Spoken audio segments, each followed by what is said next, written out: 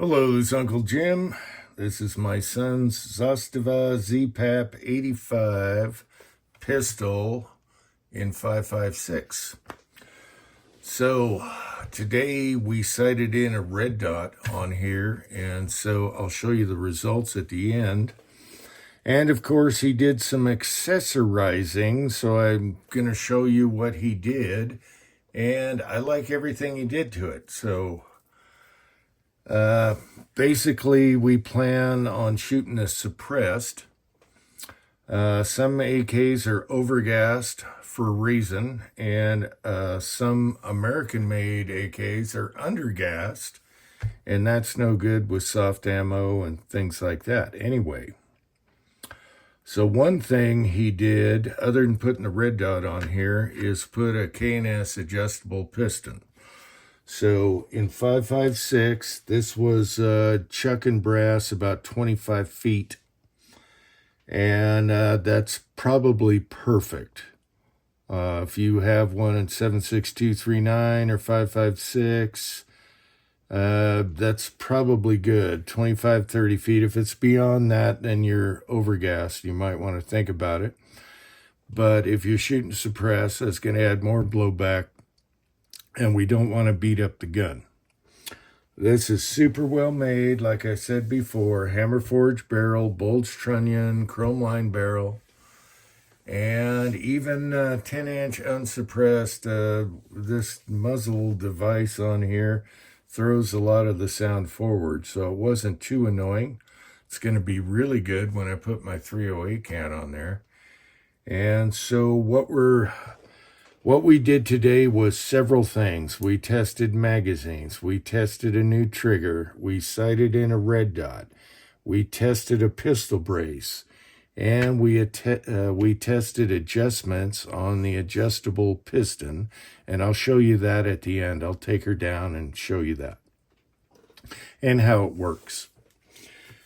All right, so things he did was the K&S piston. He put an ALG Ultimate trigger in there, which is downright awesome. Probably a little on the light side for, what you need. Super nice trigger. He put a Meridian grip on here, and never tried one of these. These are actually sold by Hogue. And it's a rubber grip and rubber coated, and it's very comfortable. And you got a compartment here to put stuff in. The ALG trigger work flawless, super light. Just maybe a hair take up and then a super light break. Probably a bump fire monkey.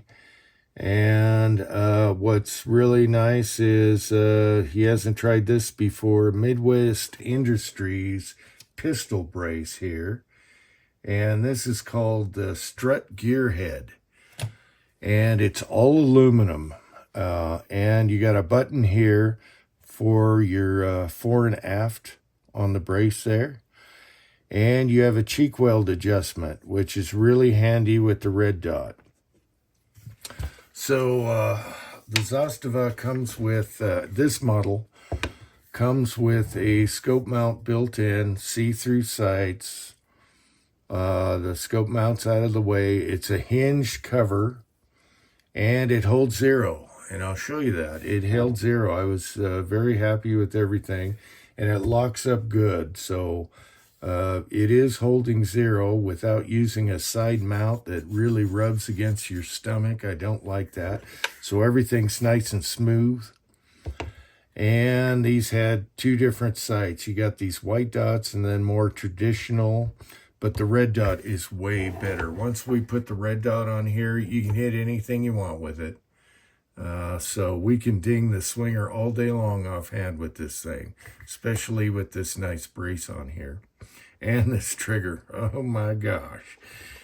So I don't mind the silver trigger because it matches the nickel coated whatever finish they use on this. And so it was a lot of fun, and I was a little bit surprised at the groups. So let's show you the brace here. So the brace might look a little funky right here, but what's great about it is it won't flop out, but then you can open it just like that. And you can adjust your cheek weld if you have a scope or a red dot. And what's really cool about this, it's not annoying folding and closing. Actually, you found a trick where you can just hit it right here, up, and it will close. Okay, so you heard me slap that, and it'll slap and lock closed. How easy is that? And it's very comfortable. So he's got it perfect for the red dot here. You don't have co-witness with this red dot on here, but it doesn't matter. The Hollisons have never broke one yet. It's got shake awake. So what we did was we sighted in the red dot at 20 yards, and I wanted it, where's the target? Okay, we're using this size of a dot here, and this doesn't have enough paper here. I wanted it to shoot right about here, and then we checked, then we shot at 60 yards at the swinger and 70 yards at paper. And I'll show you, we hiked out there to show you the groups. And they were the only groups, no cherry picking. So we shot 5 at the swinger, 5 at 70 yards. And that's what you see with PMC. So we just used PMC for this, not my reloads. I'm sure I could dial this in and really make it shoot good. And we're using a red dot on a, I think it was a 25-yard pistol target. Okay, so the circle is 5.5 inch or something like that. Official target, whatever. So we're very happy with this. So on the piston, we just gave it 5 clicks down. There's a whole bunch of adjustments on the piston. And let me take that off and show you when you're buying one and what you can do. Now, if your AK's already shooting your brass about 25 feet or 30 feet, you're fine. If you're beyond that, you might want to slow her down. One thing you can do is a heavier recoil spring. But if you're going to use a suppressor and you want everything to work, our idea is we're going to adjust it so it shoots and reliably with both suppressed and non-suppressed. And I think 5 clicks, I don't know. The way this one's gassed, it's pretty good. The beauty of this that surprises that, I mentioned this in the last video, surprises the snot out of me. These were all shot in this from previous and today. And it does not ding the brass whatsoever. AKs always ding the brass. It doesn't ding the case mouth. I found one, and I think the gravel hit it, or it hit a boulder. And all this, I measured the brass and compared it to some NATO shot from ARs and some of my stuff from ARs. It's not bulging the brass. It's not doing anything weird to the rim, ejector, extractor marks. The primers are perfect, and they got perfect hits. And another neat thing is it's not double tapping or whatever with the free floating firing pin, which I was always, you're always worried about that with AKs, using harder primers. I used S&B primers. No double taps, nothing.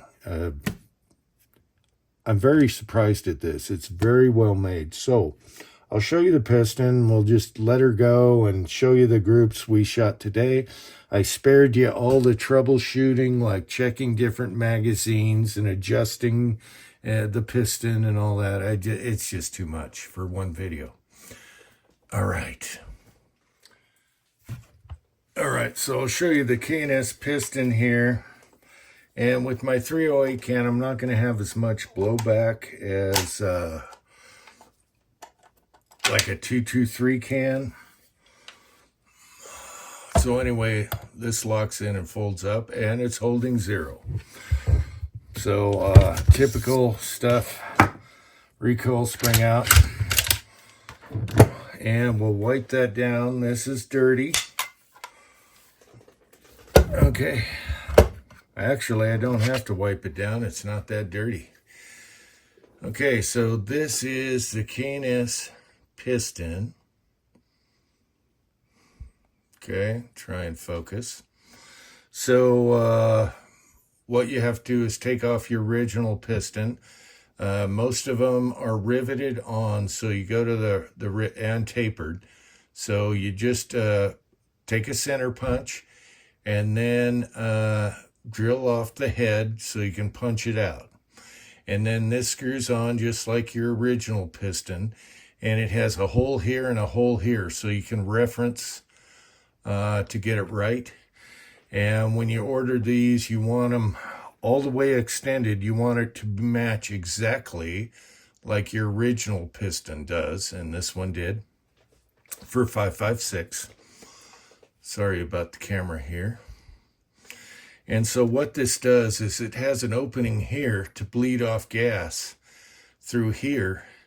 And then right here, everything's threaded, so you can click adjust. You might be able to hear it. Nice solid clicks. There's 3 in. I'm going to go 3 back because we're set at 5 right now. And you have a ton of adjustment here. Okay, so that's all there is to it. It's very well made. Didn't put any lube on here or anything, and it looks beautiful. And we've been shooting it, and we're going to shoot it suppressed. There we go. Now we're focused. Okay, see how it has a hole here, or, depending on where you need to pin it, we like to be sideways here. And so it's adjusted 5 in right now. So 1, 2, 3, 4, 5 is out, and that's your full length of your piston when you get it. And what we're hoping for is my 308 can's not going to have as much blowback as 223. So I'm hoping to be able to, we are hoping to just shoot it and have total reliability without the can on it. Put this on here, and nothing weird happens as far as overgassed.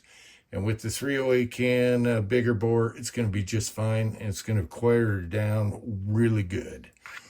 So these are very well made. I don't know if it's nickel boron, but they have a coating on here, and everything is solidly built. None of that cast stuff that peens and then your headspace is off and all that crap. They make a really good AK. I tell you that. And I have a Norinco, which is my communist standard is a Norinco Mac 90. And we have others. So that's basically it. I'll show you the targets, and this was just improvised. We were just testing all these things at once. The trigger, we shot 2 rounds at a time, make sure it didn't double, all that. The free floating firing pin on my reloads with S&B primers. I wouldn't use Federal, they're too light. But anything else, it didn't double tap, even though it made a nice primer strike. and everything. I cannot tell you. I was surprised, okay? This is an AK with a red dot. I was expecting this at about 70 yards, okay? With a 10-inch barrel. No. Continuing. Okay, so we repainted the swinger. And this is after sighting it in at close range. His last shot was the flyer. That was cold bore here. Not bad. Let me get a tape measure. Well, let's just tape measure the 70 yard. This is at 60 yards on the rangefinder. Okay, this is at 70 yards. He moved the windage over to the left, and it was really windy out today. If you looked at the weather, anyone around here, they know. So 70 yards, and last shot was in the X left. So we have a 2-inch group. Do another. That's under 2. Okay, so a 2-inch group, and that is with PMC ammo, not even my reloads, and this is a 10-inch AK. I will take this all day long, and you might be able to hear the wind. It's windy out here.